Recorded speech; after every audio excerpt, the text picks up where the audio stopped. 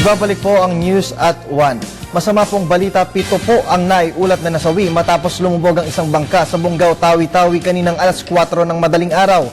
Kaugnay nito, alamin natin ang iba pang detalye at update mula kay Noel Perfecto. Noel?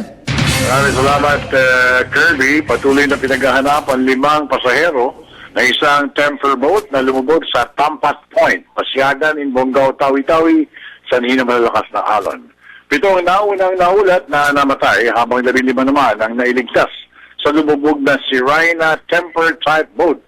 Ayon kay Lieutenant Commander Arman Balilo, spokesperson ng Philippine Coast Guard, kasama rin nakaligtas ang may-ari ng temper boat na nakilalang si Munib Baki at 3 pang mga survivors. Samantala, nanawagan din ng Philippine Coast Guard sa mga mangingisda na agarang ipahatid sa ahensya ang mga mamamataan ng mga sea mammals gaya ng whales at balyena na natagpuan kailan lang sa may coastline ng Zamboanga. Ito ang tinuturil ng Great Sperm Whale. Matatandaan na 2 mga naunang dolphins na natagpuan patay rin sa iba pang coastline sa bansa.